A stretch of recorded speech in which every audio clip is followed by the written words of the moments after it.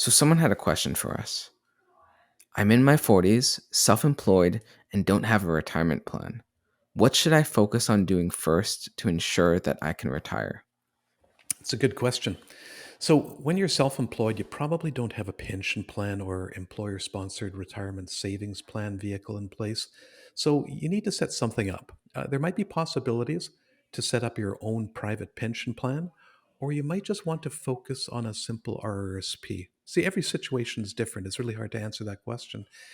You may also need to set up a group benefits plan if you have lots of employees, or even a simple private health services plan like a PHSP to assure that the amounts that you and your family are spending on dental and extended health expenses that they become deductible employee benefits.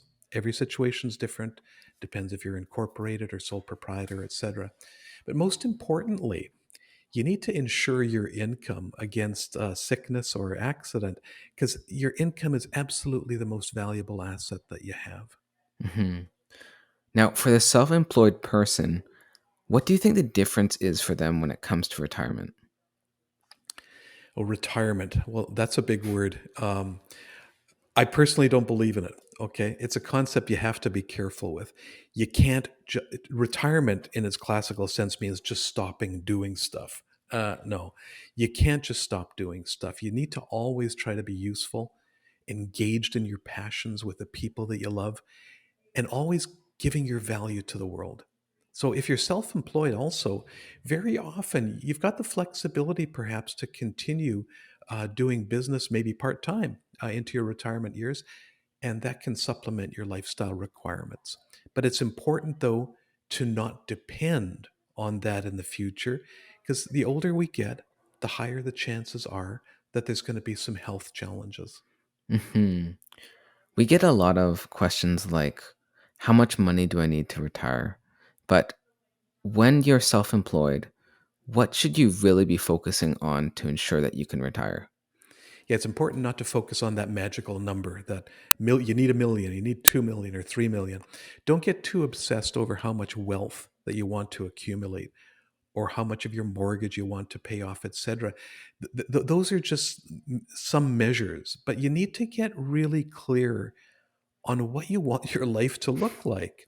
So, a recent book I read, Effortless by Greg McKeown, he writes that if you want to make something hard, indeed truly impossible to complete, all you have to do is make the end goal as vague as possible. So, this idea that I'm going to mention might sound morbid, but you need to imagine what you want your funeral to look like. Who's there? Who's crying? What people are saying during the eulogy? And then knowing that what you want people saying, what that looks like, you then need to work it backwards to define what you need to start doing today. Okay. So, what you're really saying is there's a lot more to this picture than just retirement. Yeah, and I know that's really big picture, imagining yourself at your funeral and stuff, but there are some shorter to medium term goals. So Yeah. once you get crystal clear on your big vision for your life, okay, you can then dial it back a bit and ask, okay, in 3 years, looking back at your life, what needs to have happened for you to be happy with your progress? More specifically, what are some of the top dangers or risks and obstacles that you need to reduce or eliminate? What are the top priorities that you want to pursue? Top opportunities that you want to pursue? And what are the top strengths that you have right now that you can leverage to get there?